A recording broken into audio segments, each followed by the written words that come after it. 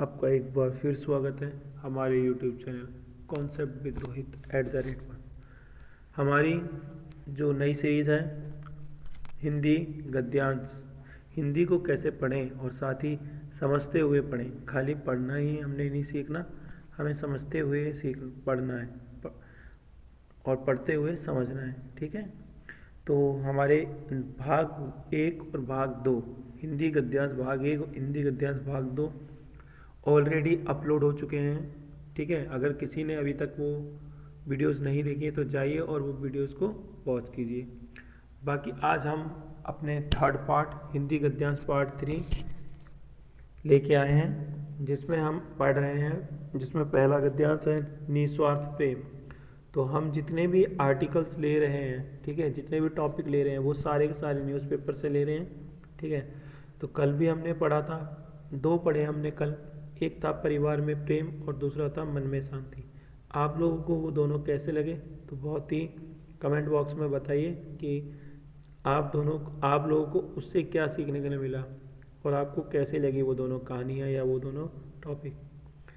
आगे चलते हैं, जिसका आज जो पहला हम पढ़ रहे हैं उसका नाम है निस्वार्थ प्रेम। क्या है? निस्वार्थ प्रेम। देखो, एक होता है स्वार्थी, वो होता है स्वार्थी आदमी जो अपने काम के कारण आपसे प्यार करता है। ठीक है, अपने काम के कारण आपसे बात करता है, अपने काम के कारण आपसे हर मतलब रखता है, उसे कहते हैं स्वार्थी प्रेम।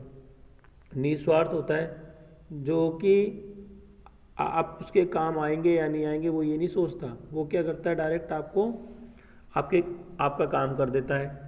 वो ये नहीं सोचता कि आपने कभी उसकी मदद की है या नहीं की है, वो ये सोचने से पहले ही आप उस सामने वाले की मदद कर देता है। तो उसे कहते हैं निस्वार्थ प्रेम, यानी कि उसका आपसे कोई मतलब नहीं है मगर वो फिर भी आपका आपसे प्यार कर रहा है, वो आपकी मदद कर रहा है। ठीक है, वो आपको सहयोग कर रहा है, उसे कहते हैं निस्वार्थ प्रेम। यानी उसमें वो कोई स्वार्थी इंसान नहीं है। ठीक है, तो पढ़ते हैं। कह रहा है पुराने समय में एक व्यक्ति के परिवार में बार बार वाद विवाद होते रहते थे। वाद विवाद का मतलब क्या होता है? बहस होना। छोटी सी बात हो गई, आप दोनों ने आपस में बहस कर ली। ठीक है, फिर थोड़ी देर बाद सही हुआ, फिर शाम हुई, फिर शाम को भी हम लोगों ने किसी और बात पे बहस कर ली। फिर वो बात जैसे तैसे सही हुई, फिर अगले दिन फिर बहस कर ली किसी बात पे। तो वो होता है बार बार वाद विवाद होता रहता है, अलग अलग टॉपिक पे अलग अलग विचारों में अलग अलग विचार रखे जाते हैं हर बात पे। ठीक है, जैसे कभी भी कोई भी मुद्दा आ जाए, मुद्दा का मतलब ये होता है कि अगर कभी भी कोई भी इशू आ जाए, ठीक है, इशू आ जाए तो हम लोग बार बार क्या करते हैं, आप अपने अपने विचार रखते हो, मैं अपने विचार रखता हूँ, मगर हम दोनों के विचार एक दूसरे से मेल नहीं खाते और हमारे बीच में वाद विवाद हो जाता है, बहस हो जाती है। ठीक है, तो उसे कहते हैं बार बार वाद विवाद होता रहता था उस व्यक्ति के परिवार में। पुराने समय की बात है। वह इस बात से बहुत दुखी रहता था। तंग आकर उसने एक दिन सोचा कि अब मुझे संन्यास ले लेना चाहिए और घर पर बिना किसी को कुछ बताए सब कुछ छोड़कर जंगल की ओर अभी आगे पढ़ते हैं। तो क्या कह रहा है, अब रोज रोज वाद विवाद होते थे, रोज रोज घर में कलेश होता था। तो किसी महान इंसान ने कहा है ऐसे जगह पर या फिर ऐसे घर में जहाँ रोज रोज बिन बात के कलेश होता रहे, वाद विवाद हो, ठीक है, लोग आपस में लड़ें, जहाँ प्रेम ना हो, तो उस स्थान को छोड़ देना चाहिए, नहीं तो बहुत ही जल्द उस वहाँ के पे रहने वाले लोगों का अंत निश्चित है। ठीक है, यानी पतन निश्चित है। आगे बात समझ। तो वही वो बोल रहा है, अब वो तंग आ गया, रोज रोज वाद विवाद होने लगा तो वो इस बात से बहुत दुखी हो गया, होता था, रहता था हर वक्त। तंग आ गया, तंग आना मतलब परेशान हो गया, वो बंदा बहुत परेशान हो गया।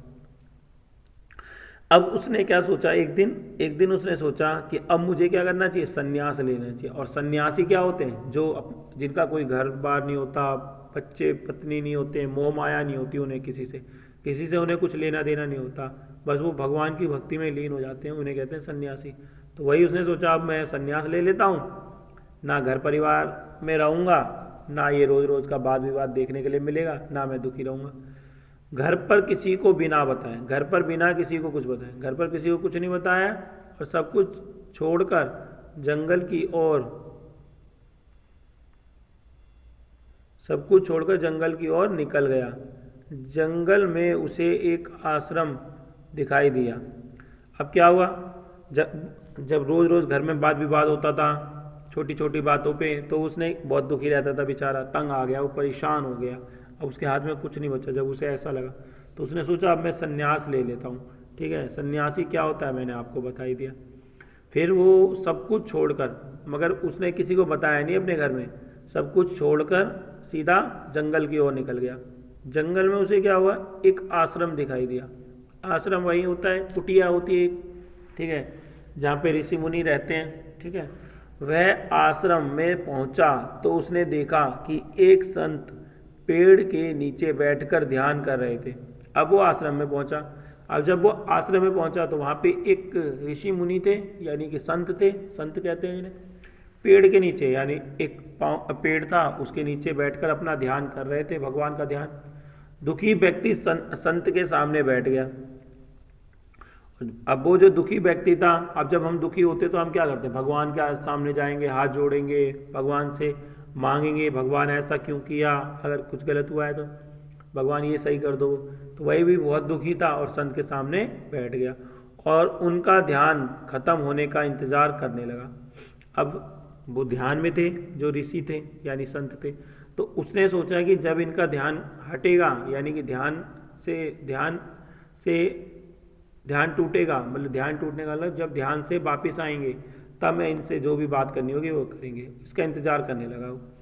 जब संत का ध्यान पूरा हुआ और उन्होंने आंखें खोली तो व्यक्ति ने सत्य से कहा कि गुरुदेव, यानी कि अब संत जी का ध्यान पूरा हो गया एक समय के बाद, ध्यान एक टाइम के बाद, अब उन्होंने आंखें खोली। जब उन्होंने आंखें खोली तो व्यक्ति ने सत्य से कहा कि गुरुदेव, यानी कि अपनी पूरी शक्ति के साथ कहा, पूरी शक्ति के साथ कहा और पूरे मन के साथ कहा कि गुरुदेव मुझे अपनी शरण में ले लीजिए, मैं आपका शिष्य बनना चाहता हूँ। अब वही है, ऋषि जी के पास गया था, मुनि जी के पास जो भी थे आश्रम में, तो उनसे उसने क्या कहा कि अब उनके ध्यान का खत्म होने का इंतजार करने लगा। जब उनका ध्यान खत्म हुआ तो उसने, ध्यान जब पूरा हुआ तो उन्होंने आंखें खोली, तो व्यक्ति ने पूरे मन के साथ, पूरे दृढ़ निश्चय के साथ, पूरी सच्चाई के साथ गुरुदेव जी से क्या कहा, मुझे अपनी शरण में ले लीजिए, मैं आपका क्या बनना चाहता हूँ, शिष्य बनना चाहता हूँ। मैं सब कुछ छोड़कर भगवान की भक्ति में करने आया हूँ, भक्ति करने आया हूँ। तो कहने उसने कहा जो आया था कि मैं आपका शिष्य बनना चाहता हूँ गुरुदेव जी से, तो उन्होंने उस बच्चे ने कहा, मतलब उस आदमी ने कहा, वो तो बच्चा ही है उनके लिए, ऋषि जी के लिए, तो उन्होंने कहा कि मैं सब कुछ छोड़कर आ गया और अब आया हूँ भगवान की भक्ति करने। तो संत ने उससे पूछा कि तुम अपने घर में किसी से प्रेम करते हो? व्यक्ति ने कहा कि नहीं, मैं अपने परिवार में किसी से प्रेम नहीं करता। अब जब संत जी तो हैं ही तुम्हें, अब भगवान जो होते हैं, जो भगवान के रूप होते हैं, वो क्या करते हैं, हम लोगों की परीक्षा लेते हैं। अगर हम परीक्षा में सफल होते हैं तो कोई बात बनती है, नहीं तो नहीं। तो अब संत जी ने क्या कहा, संत जी ने पूछा कि आप अपने परिवार में किसी से प्रेम करते हो? जब उसने ये बोला कि मैं सब कुछ छोड़कर भगवान की भक्ति करने आया हूँ, तो संत ने उससे पहला क्वेश्चन यही पूछा, तुम अपने घर में किसी से प्रेम करते हो? एक मिनट, तुम अपने घर में किसी से प्रेम करते हो? तो उसने क्या बोला, नहीं, मैं अपने घर में किसी से भी प्रेम नहीं करता, अपने परिवार में किसी से प्रेम नहीं करता, उसने ऐसे बोल दिया। अब देखते हैं आगे क्या होता है, आगे वो क्या कहते हैं। संत ने कहा कि क्या तुम्हें अपने माता पिता, भाई बहन, पत्नी और बच्चों में किसी से भी लगाव नहीं है? अब सारे रिश्ते एक एक करके बताए संत जी ने, माता पिता, भाई बहन, पत्नी और बच्चों में किसी से भी लगाव नहीं है। तो व्यक्ति ने संत को जवाब दिया, व्यक्ति ने क्या कहा वो समझो। व्यक्ति ने संत को जवाब दिया कि ये पूरी दुनिया स्वार्थी है, कि ये जो दुनिया है ना वो स्वार्थी है। स्वार्थी माने समझाए, जो अपने काम से काम रखे, अपने भले के बारे में सोचे, सामने वाले के बारे में ना सोचे अपने मतलब निकाले पहले, ठीक है, और सामने वाले का बुरा हो रहा है तो होने दे। यानी कि वो आजकल आप लोग देखते ही हो, स्वार्थी लोग हैं ही आपके आसपास, मगर कुछ लोग अच्छे भी होते हैं, तो स्वार्थी नहीं बनना चाहिए हमें, ठीक है। तो मगर अभी ये जो इसमें है वो देखते हैं। तो वही बोला उसने, जब उन्होंने बोला कि आपको किसी से लगाव नहीं है, सारे रिश्ते बताए, तो व्यक्ति ने संत को क्या जवाब दिया कि ये जो पूरी दुनिया है ना वो स्वार्थी है। मैं अपने घर परिवार में किसी से भी स्नेह नहीं कर सकता। स्नेह माने वही होता है लगाव रखना, प्यार रखना, ठीक है, कि किसी से मोह रखना। मोह रखते हैं ना हम, किसी से बहुत प्यार करते हैं, उसके बिना रह नहीं पाते। तो वही कह रहा है मैं किसी से नहीं रखता, मुझे किसी से लगाव नहीं है, इसलिए सब कुछ छोड़कर संन्यास। तो वही बता रहा है वो कि ये जब ये पूरी दुनिया स्वार्थी है तो मैं इसीलिए किसी से अब वो क्या नहीं रखता, मोह नहीं रखता। क्या नहीं रखता? मोह नहीं रखता, क्योंकि ये पूरी दुनिया क्या है, स्वार्थी है। क्या है? स्वार्थी। तो उन्होंने ऐसे बोला, इसीलिए मैं सब कुछ छोड़कर संन्यास लेना चाहता हूँ, क्योंकि मैं परेशान हो गया हूँ, देख रहा हूँ ये दुनिया बहुत स्वार्थी है, अब मुझे किसी से भी कोई स्नेह नहीं है, कोई लगाव नहीं है, इसलिए अब मैं क्या चाहता हूँ, अब कोई मोह नहीं है। अब जब दुनिया स्वार्थी है तो अब मैं क्या करता हूँ, अब उस दुनिया को छोड़ के संन्यास ग्रहण करना चाहता हूँ, सब कुछ छोड़कर संन्यास लेना। संत ने कहा कि भाई तुम मुझे क्षमा करो। अब संत ने क्या कहा? संत ने कहा कि भाई तुम मुझे क्षमा करो, मैं तुम्हें शिष्य नहीं बना सकता। अब संत जी ने उसकी परीक्षा ली थी। अब देखो क्या कहते हैं, जब उसने इस तरीके से बोला कि पूरी दुनिया स्वार्थी है। अब देखो सन्यासी बनना नहीं चाहता था वो, बस सन्यासी इसीलिए बनना चाहता था क्योंकि उसे लगा कि जब पूरी दुनिया स्वार्थी है तो अब मैं इसीलिए सन्यास बनना चाहता हूँ, इन स्वार्थी लोगों के बीच नहीं रहना चाहता। हकीकत में क्या वो स्वार्थी नहीं था? अब ये चीज़ तो उसने बताई नहीं। अब देखते हैं। तो अब संत जी ने क्या कहा, भाई तुम मुझे क्षमा करो, मैं तुम्हें शिष्य नहीं बना सकता, मैं तुम्हारे अशांत मन को शांत नहीं कर सकता। क्योंकि इसका मन क्या है, अशांत है, ये लोगों के बारे में सोच रहा है अभी भी, ये सोच रहा है कि वो स्वार्थी है, ये स्वार्थी है, ये लोग ऐसे हैं, ये लोग वैसे हैं, है ना। जो जिसका मन शांत होता है, जिसका मन भगवान में लगता है, तो वो क्या करता है, वो एक जगह रहता है, वो लोगों के बारे में नहीं सोचता और वो सबका भला चाहता है, चाहे कोई स्वार्थी हो या ना हो। जो भगवान होते हैं वो अपने हर बच्चे के लिए उतना ही, एक बुरा जो इंसान होगा उसके लिए भी उतना ही भला सोचेंगे जो जितना एक अच्छा होगा। बस भगवान की नज़र में जो जैसे कर्म करेगा वो वैसा भुगतेगा। अब बुरे लोग बुरा काम करेंगे तो वो बुरा भुगतेगा। अब उसने, संत जी ने बोला कि जो तुम्हारा मन अशांत है ना, उसको मैं शांत नहीं कर सकता, तुम्हें अपना शिष्य इसीलिए मैं बना नहीं पाऊंगा। तो ये सुनकर व्यक्ति हैरान था। अब ये जो सुना उसने, तो ये सुन के क्या हुआ, व्यक्ति हैरान हो गया। हाँ, ये सुनकर व्यक्ति क्या हो गया, हैरान था। तो संत बोले, अगर तुम्हें अपने परिवार से थोड़ा भी स्नेह होता तो मैं उसे और बढ़ा सकता था। तो क्या कह रहे हैं कि अगर मान लो तुम्हें अपने परिवार से थोड़ा सा भी मोह होती, स्नेह होता, प्यार होता, लगाव होता, तो मैं क्या करता, उसको बढ़ा देता, यानी कि और उसको इंक्रीज कर देता, यानी कि और तुम्हें ज़्यादा प्यार करने लगते, अपने परिवार से मोह ज़्यादा आ जाता। तो अगर तुम अपने माता पिता से प्रेम करते तो मैं इस प्रेम को बढ़ाकर तुम्हें भगवान की भक्ति में लगा सकता था। क्योंकि जो इंसान किसी और दूसरे इंसान से या किसी और दूसरे से प्यार नहीं कर सकता तो वो हमारे पिता परमेश्वर भगवान से कैसे प्यार करेगा, ठीक है ना। वो हमारे परमेश्वर से तो करें, सर्वशक्तिमान से कैसे प्यार करेगा, तो वो भगवान से कैसे प्यार करेगा।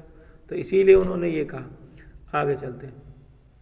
छोटा सा बीज ही क्या उन्होंने क्या करा, एक छोटा सा बीज ही विशाल वृक्ष बनता है। उन्होंने बोला कि एक छोटा सा जो बीज होता है ना, वही विशाल वृक्ष बनता है, लेकिन तुम्हारे मन में कोई भाव है ही नहीं। क्योंकि जो भगवान से हम भक्ति करेंगे, भगवान से हम प्यार करेंगे, भगवान से हम स्नेह करेंगे, तो वो जो स्नेह करने के लिए हमारे पास एक छोटा सा कारण होना चाहिए। हमारे पास वही कारण नहीं है, वही बीज नहीं है, ठीक है। तो फिर विशाल वृक्ष कैसे बनेगा, उस स्नेह का, उस मोह का। अपने ठाकुर जी में अपना मन लगाना है तो आपके अंदर वो भी तो होनी चाहिए शक्ति, बट है ही नहीं, आपके मन में कोई भाव है ही नहीं। और वैसे भी हमारे भगवान ने क्या कहा है, नर सेवा ही नारायण सेवा है, यानी कि नर यानी जो लोग होते हैं उनकी सेवा ही, आपके आसपास जो भी इंसान है, ठीक है, उनकी सेवा ही आपकी नारायण सेवा, यानी कि मेरी पूजा, यानी भगवान की पूजा है। इतनी बात समझ में आई। तो अब जब जो इंसान से ही प्यार नहीं कर रहा था वो क्या ही भगवान से प्यार करे। तो वही उन्होंने बोला, एक छोटा सा बीज ही विशाल वृक्ष बनता है, लेकिन तुम्हारे मन में कोई भाव है ही नहीं, यानी तुम्हारे मन में तो कोई विचार ही नहीं है इन सब चीज़ों को लेके। मैं किसी पत्थर से पानी का झरना कैसे बहा सकता हूँ, तो उन्होंने बोला कि अगर कोई पत्थर होगा, पत्थर में से थोड़ी पानी का झरना बह सकता है, ठीक है, तो पत्थर के ऊपर से पानी का झरना बह सकता है अगर पानी आ रहा है तो भाई उन्होंने उससे माफ़ी मांगी कि भाई मुझे माफ़ कर भाई, और तुम जाओ, तुम्हें मैं अपना शिष्य नहीं बना सकता, तेरे अंदर तो बिल्कुल भी छोटा सा भी बीज नहीं है स्नेह का मोह का। अब जब तेरे अंदर दूसरों के लिए ही नहीं है तो मेरे ठाकुर जी के लिए क्या होगा।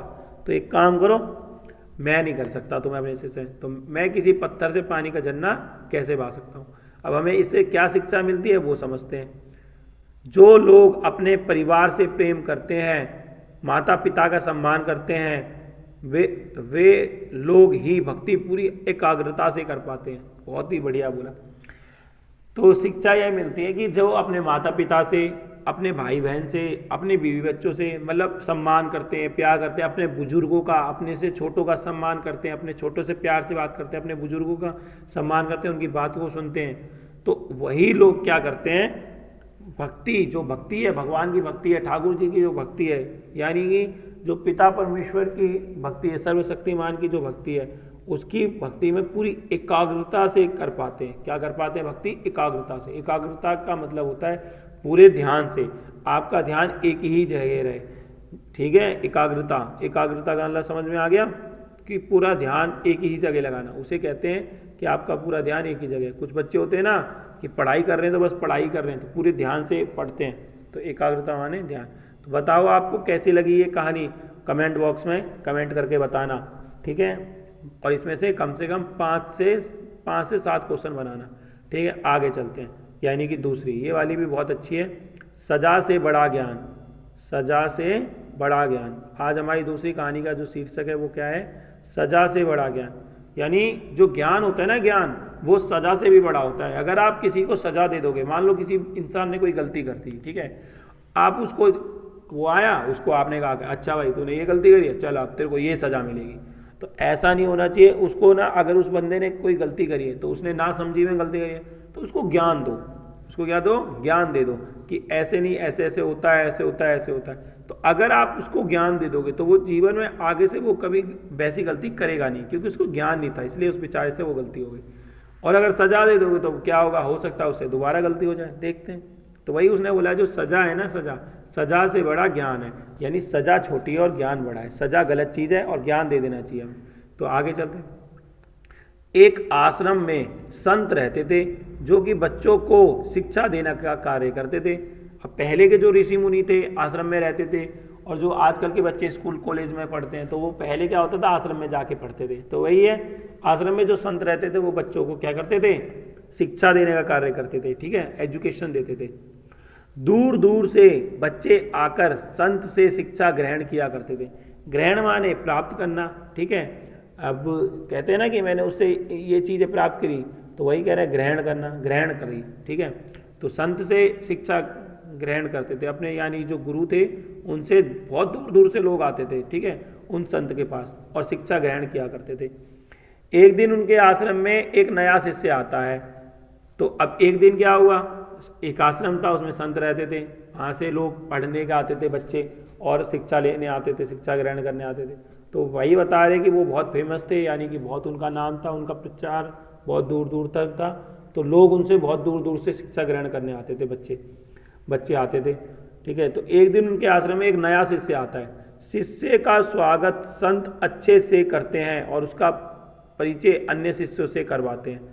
अब क्या हुआ, एक नया शिष्य आया, तो शिष्य आ गया भाई, शिष्य का बहुत स्वागत किया गया, सत्कार किया गया कि भाई एक नया बच्चा आया। संत ने बहुत अच्छे से किया, और उसका जो परिचय था, उसका नाम के बारे में, वो कहाँ से आया, वो उसके बारे में क्या विशेषताएं हैं, मतलब उस बच्चे के बारे में पूरा परिचय सामने वाले मतलब जो भी उनके पास बच्चे पढ़ते थे, अपने शिष्य थे जो उनके, उन सारे शिष्यों को दिया। क्लियर है, आगे चलते हैं। नया शिष्य चोरी करने की भावना से आश्रम में रहने लग जाता है, और जब भी उसे मौका मिलता है वह अन्य शिष्यों का सामान चुरा लेता है। अब जो नया शिष्य आया था वो कैसा शिष्य था, उसके अंदर एक भावना थी। भावना कैसी थी, एक विचार था। विचार कैसे था, वो चोरी करने की उसकी आदत थी, वो चोरी करता रहता था, और वो जैसे ही उसे चोरी करने का कोई मौका मिलता तो वो क्या कर लेता, चोरी कर लेता। और चोरी किसकी करता, जो उसके सहपाठी थे, यानी उसके साथ के जो शिष्य थे उस आश्रम में थे, उन गुरु के आश्रम में बाकी के जो शिष्य पढ़ते थे, शिक्षा ग्रहण करने आए थे, यानी कि देखा जाए तो अपने सहपाठी, अपने दोस्तों के ही सामान को चुरा लेता था वो, जैसे ही उसे मौका मिलता।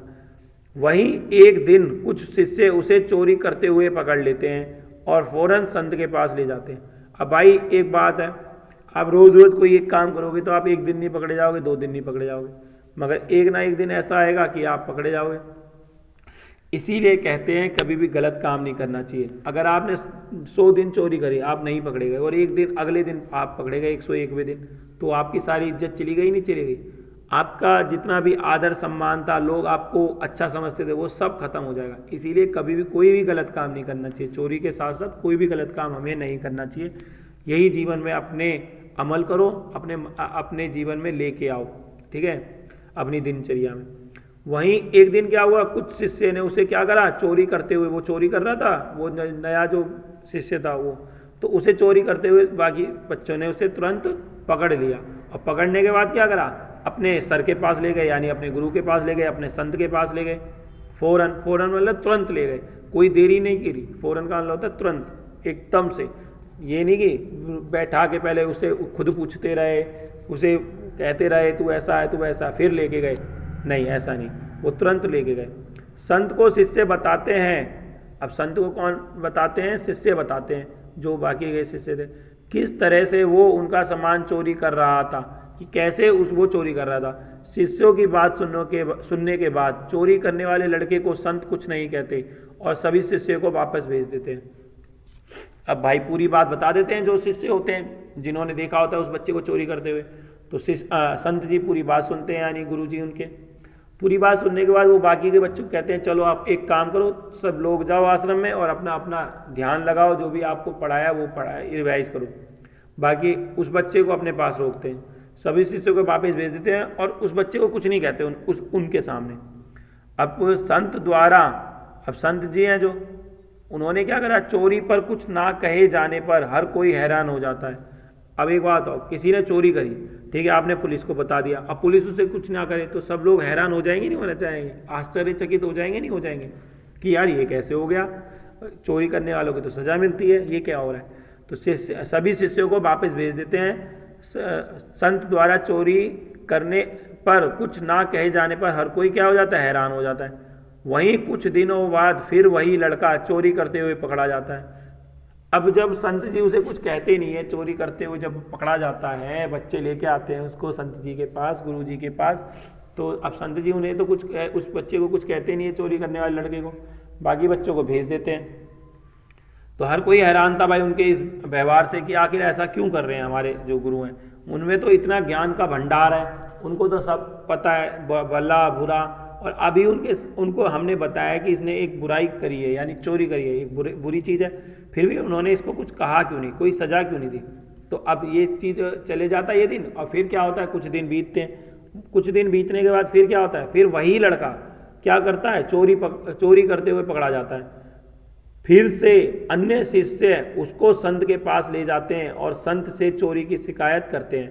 अब फिर से क्या होता है, फिर से अन्य शिष्य उसको क्या करते हैं, संत के पास ले जाते हैं, यानी गुरु जी के पास ले जाते हैं और संत से फिर दोबारा शिकायत करते हैं चोरी की। तो संत एक बार फिर इसे कुछ नहीं कहते और ऐसे ही छोड़ देते हैं। अब जो संत जी हैं हमारे, यानी गुरु जी हैं, वो कुछ सोच समझ के कर रहे हैं ऐसा, क्योंकि उनके अंदर तो उन्होंने तो पूरी दुनिया देखी है, उनके अंदर इतना ज्ञान है, वो दूसरे लोगों को शिक्षा देते हैं। तो अब फिर जब उसके बच्चे लेके आते हैं तो वो फिर उसे सुनते हैं पूरी बात और फिर उस बच्चे को कुछ नहीं कहते और उसे फिर दोबारा छोड़ देते हैं। अब संत द्वारा चोरी करने वाले लड़के को आश्रम से ना निकाले जाने पर अन्य शिष्य नाराज हो जाते हैं और अपनी नाराजगी जाहिर करते हैं। अब भाई रोज रोज ऐसा हो रहा है, कुछ कुछ दिन में वो बच्चा चोरी करता है। एक तो जब वो तो उसे देख नहीं पाते और जब उसे देख लेते हैं, पकड़ लेते हैं, तो वो उसे अपने गुरुजी के पास लेके जाते हैं, ठीक है, और गुरुजी उसे कुछ कहते नहीं है। और एक बार छोड़ दिया, चलो कोई बात नहीं, अब फिर दोबारा से दूसरे बार भी ऐसे ही करा, उन्होंने छोड़ दिया। तो इस कारण से उन बच्चों ने क्या करा, चोरी करने वाले लड़के को, अब वो चाहते थे कि उस चोरी करने वाले लड़के को आश्रम से निकाल दिया जाए, क्योंकि ऐसा गलत इंसान रहेगा तो फिर वहाँ पे गलत चीज़ें आएंगी, ऐसा उन बच्चों का मानना था, क्योंकि ऐसा उनके सर ने ही सिखाया था, उन्हें गुरु ने ही सिखाया था। अब क्या हुआ, आश्रम से ना निकाले जाने पर अन्य शिष्य क्या हो जाते हैं, नाराज हो जाते हैं। और अपनी, अब शिष्य क्या होते हैं, गुरु जी से नाराज हो जाते हैं कि आप तो बस यही हो, आप निकालते निकालते हो नहीं। अब अपनी नाराजगी लेके, अपनी जो उनके मन में जो विचार होते हैं वो लेके अपने गुरु जी के पास जाते हैं और उन विचारों को रखते हैं कि हमें ये चीज़ बहुत बेकार लगी है सर, ऐसे ऐसे। जब आप, वो लड़का चोरी करता है फिर भी आप उसे कुछ नहीं कहते। तब संत शिष्यों को समझाते हैं कि वह लड़का इस आश्रम में नया है और बुरी आदत में फंसा हुआ है। बहुत ही बड़ी बात बोली है इन्होंने कि अब वो उस तब संत शिष्यों को समझाते हैं कि वह लड़का इस आश्रम में नया है और बुरी आदत में फंसा हुआ है। तो तब जो वो हैं, क्या कहते हैं, संत हैं, यानी जो उनके गुरु हैं, वो समझाते हैं कि ये जो शिष्य है ना, ये जो हमारा नया शिष्य है, ये ना बुरी आदतों में फंसा हुआ था, यानी ये बुरे लोगों के बीच रहा है पहले, और इसके अंदर ये सारी बुरी आदतें हैं, तो इसीलिए ये धीरे धीरे करके ही जाएंगी। तब ये बात अपने शिष्यों को समझाते हैं जो बार बार चोरी की शिकायत लेके आ रहे थे। तब संत शिष्य को समझाते हैं कि वह लड़का इस आश्रम में नया है, अब आश्रम में नया है, और जो इसकी ये जो बुरी आदतें हैं चोरी करने की या दूसरी जो बुरी आदतें होंगी, वो सब इसमें बुरी आदतों में पहले से फंसा हुआ है। तो व्यक्ति की आदतों को बदलने में समय लगता है। इससे पहले जहाँ रहा करता था वहाँ से इसने चोरी करना सीखा है। अब देखो गुरुजी कितने वो हैं, मतलब ज्ञानी, वो समझा क्या रहे हैं बच्चों को, अपने शिष्य को, बच्चों बुरी आदत जो होती है ना उसको बदलने में हकीकत में समय लगता है। आप लोग भी ये बात ध्यान रखना मेरी, कि जो बुरी आदतें होती हैं हमारी, उसे बदलने में तो समय लगता है, मगर अगर आपने एक बार दृढ़ निश्चय कर लिया, अगर आपने एक बार ये मन में ठान लिया कि मेरे को अपनी बुरी आदत को बदलना है, तो आप बदल दोगे। ठीक है, तो आगे चलते हैं। इससे पहले जहाँ रहा करता था, गुरुजी ने कहा कि ये जो नया शिष्य है ना हमारा, ये इससे पहले जहाँ भी रहा करता था वहाँ से इसने चोरी करना सीखा है। इस आश्रम में अच्छी बातें पढ़ाई सिखाई जाती हैं और यह एक दिन यह लड़का भी अच्छा ज्ञान हासिल करने के बाद सुधर जाएगा। देखो जो गुरुजी हैं, जो गुरुजी ने ये बात कही है, यहाँ पर एक सीधा सा मतलब यह है कि जो इंसान जैसी संगति में रहता है वो वैसा बन जाता है। ये बात आपने भी सुनी होगी। तो पहले ये जहाँ रहता था वहाँ सीखा था इसने चोरी करना, वहाँ चोरी करना सीख गया है, वहाँ बुरी आदतें थी, बुरी आदतें इसने ग्रहण कर ली। मगर अब यहाँ पर तो अच्छी चीज़ें सिखाई जाती है, पढ़ाई लिखाई सिखाई जाती है, पढ़ाई सिखाई जाती है। तो और एक दिन ये लड़का भी, ये जो कि अच्छी आदत है पढ़ाई लिखाई, तो एक दिन ये लड़का भी यहाँ पे अच्छा ज्ञान हासिल करने के बाद सुधर जाएगा। अगर मैं उसको कह रहा है, गुरुजी क्या कह रहे हैं, अगर मैं उसको क्या दे दूं, आश्रम से निकाल दूंगा तो वह चोरी करना नहीं छोड़ेगा। तो गुरुजी क्या कह रहे हैं कि अगर मान लो तुम्हारे कहने पे मैंने उसे क्या करा, आश्रम से निकाल दिया, तो वो ऐसे चोरी करना थोड़ी छोड़ देगा। अब यहाँ पे मान लो आपने आश्रम से निकाल दिया, तो चोर उसके अंदर जो चोरी करने की आदत है वो तो कहीं जहाँ भी जाएगा वहाँ चोरी करेगा, अपने घर जाएगा, घर के आसपास चोरी करेगा, वहाँ से भगा देंगे तो कहीं और जाके चोरी करेगा। उसकी क्योंकि आदत जो उसकी बुरी चीज़ है उसको किसी ने भी सुधारने की कोशिश नहीं करी, सब उसको बस धिक्कारते रहे, उसको भगाते रहे, क्योंकि वो तो अभी बच्चा है, उसको चीज़ों को समझाया जा सकता है और सुधारा जा सकता है। ठीक है, तो और तथा कहीं और जाकर चोरी करने लग जाएगा। देख क्या कहते हैं संत महाराज हमारे जो शिष्य ऋषि जी हैं, उन्होंने कितनी अच्छी बात कही है कि जो इसकी जो बुरी आदत है ना, जो चोरी करने की, अगर मान लो तुम सारे शिष्यों ने मिलकर मेरे को ये बोला कि ये बच्चा चोरी करता है, तो मैं इसको निकाल देता आश्रम से, तो कोई दिक्कत नहीं, निकाल दूंगा। वो दूसरी जगह जाएगा, वहाँ पर भी चोरी करने लग जाएगा। ठीक है, चोरी करना नहीं छोड़ेगा और कहीं और जाकर चोरी करने लग जाएगा। लेकिन अगर इसे इस आश्रम में रहने दूंगा तो वह तुम लोगों के साथ रहकर सुधर जाएगा।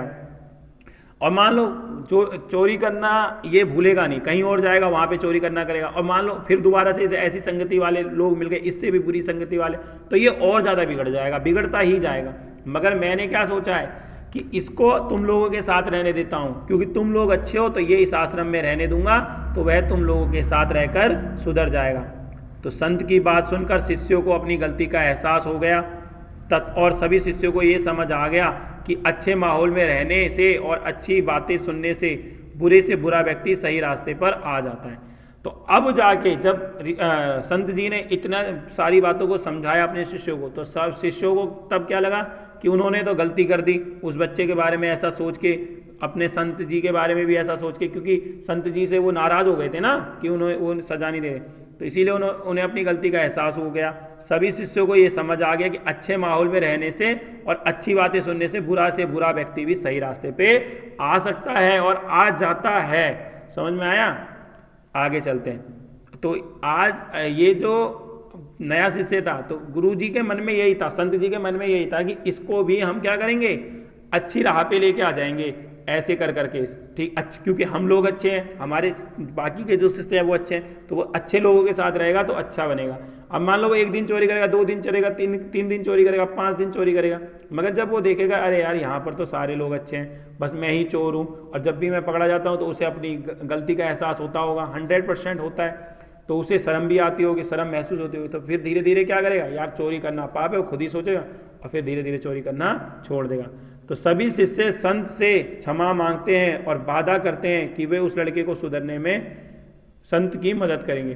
तो अब ये जो शिष्य हैं, उनके बाकी के शिष्य गुरु जी के, तो वो अब संत जी से क्या करते हैं, हमें क्षमा कर दीजिए महाराज, और हम आपसे वादा करते हैं, हम आपसे ये प्रॉमिस करते हैं, ठीक है, हम आपसे ये हमें मतलब हम जो ये बच्चे को सुधारने में जो आप अपनी मेहनत कर रहे हैं, यानी कि आप अपने ज्ञान से उसको सुधार रहे हैं, तो हम भी इसमें अब से आपकी मदद करेंगे।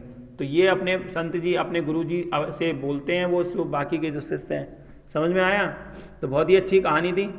इससे हमें क्या सीखने के लिए मिलता है, जिन लोगों के अंदर बुरी आदतें होती हैं उन्हें सजा देने की जगह अच्छा ज्ञान दें ताकि वो सुधर जाएं और एक बेहतर इंसान बन पाएं। बहुत ही बड़ी बात है कि सीख जो मिल रही है ना, ये बात हमने पहले भी बताई थी। जिन लोगों के, मान लो किसी इंसान है, उसके अंदर बुरी आदत है, तो उसे सजा देने की जगह हमें क्या करना चाहिए, अच्छा ज्ञान देना चाहिए ताकि वो सुधर जाए और एक बेहतर इंसान बन जाए, ठीक है। तो अब जैसे हमारे गांधी जी थे, गांधी जी का यहाँ पे बहुत बड़ा एग्जाम्पल देना चाहूँगा मैं। जो हमारे गांधी जी थे वो क्या कहते थे, अगर कोई मान लो एक दिन आपके साथ बुरा कर रहा है तो आप उसको डांटो मत, मारो मत, उसको गाली मत दो।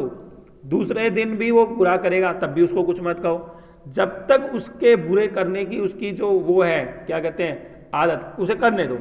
मगर एक ना एक दिन उसे एहसास होगा कि यार वो इंसान तो मेरे साथ कुछ नहीं करता और मैं उसके साथ ऐसे ऐसे करता हूँ, तो वो अपने आप सुधर जाएगा। जैसे कि एक फिल्म है, तुमने आप लोगों ने आई थिंक देखी नहीं होगी, मुन्ना भाई MBBS। उसमें क्या करते हैं, गांधीगिरी जिंदाबाद। तो एक आदमी होता है, वो क्या करता है, दूसरे आदमी के रोज वहाँ से घर से निकलता है तो गुटखा खाते वो थूक देता है। अब वो बहुत परेशान होता है बेचारा आदमी, तो वो क्या करता है, संजय दत्त वहाँ पे वो होता है FM रेडियो वाला, तो उनसे पूछता है ऐसे ऐसे मैं बहुत परेशान हूँ, मैं क्या करूँ।